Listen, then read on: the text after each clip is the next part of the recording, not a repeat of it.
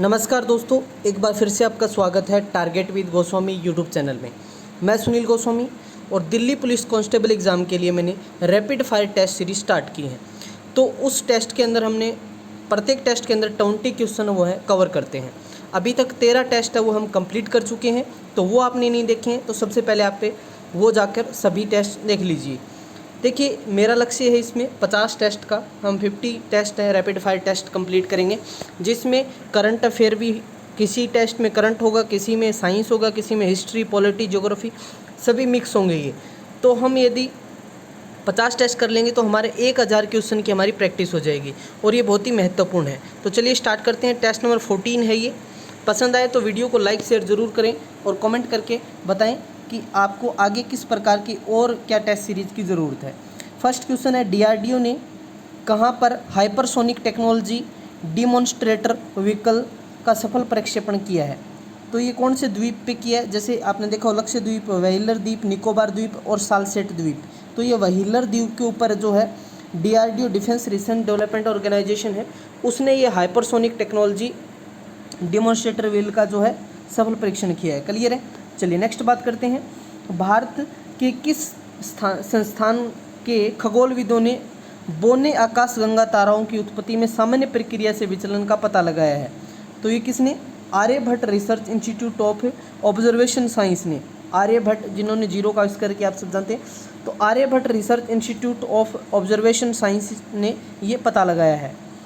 किस संस्थान के वैज्ञानिकों ने क्वांटम स्टेट एस्टिमेशन के आंकलन के लिए एक नया तरीका खोजा है? हैजो महत्वपूर्ण क्वांटम संचालन को सरल बना सकता है। तो ये जो रमन अनुसंधान संस्थान है, इसने, ये सारे के सारे साइंस एंड टेक्नोलॉजी से जुड़े हुए क्वेश्चन हैं। ठीक है, रमन अनुसंधान संस्थान ने। ठीक है, अगला क्वेश्चन की बात करते हैं।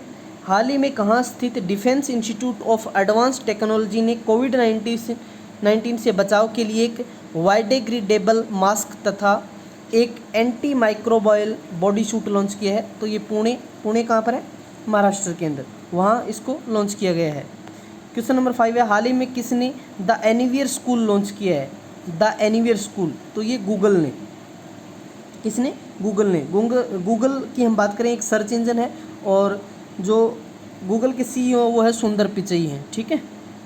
ऑप्टिकल रिमोट सेंसिंग उपग्रह गाओफेन 905 हाल ही में किस देश द्वारा अंतरिक्ष में प्रक्षेपित किया गया है? तो ये चाइना ने। चाइना की कैपिटल क्या है? बीजिंग है। ठीक है, चलिए आगे बढ़ते हैं। जैविक किसानों की कुल संख्या के संदर्भ में भारत का विश्व में कौन सा स्थान है?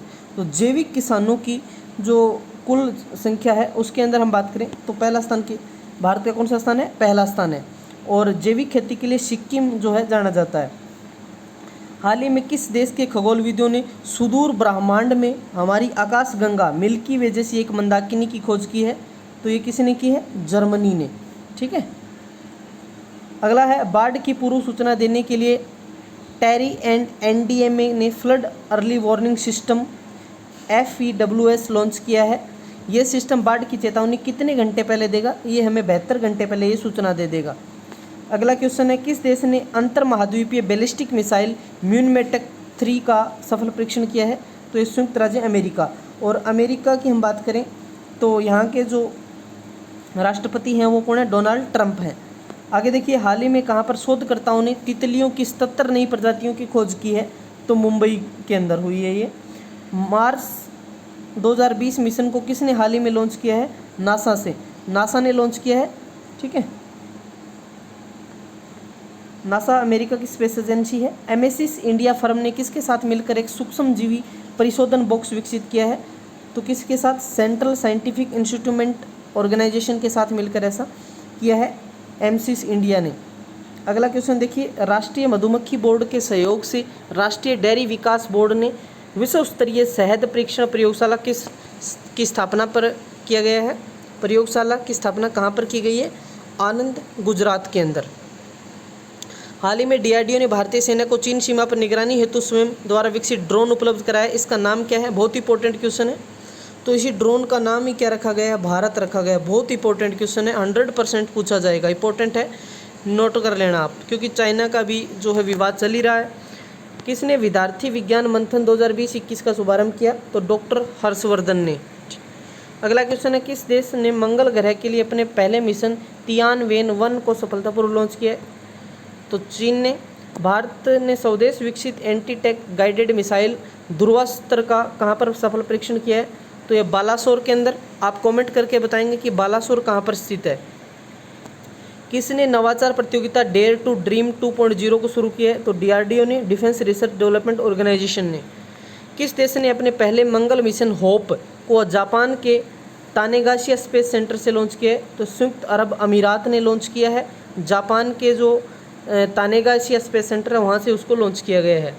लास्ट क्वेश्चन है, किसने सशस्त्र बलों को आपातकालीन परिचालन आवश्यकताओं को पूरा करने के लिए 300 करोड़ रुपए तक की तात्कालिक सैन्य सामग्री की खरीद हेतु मंजूरी दी है?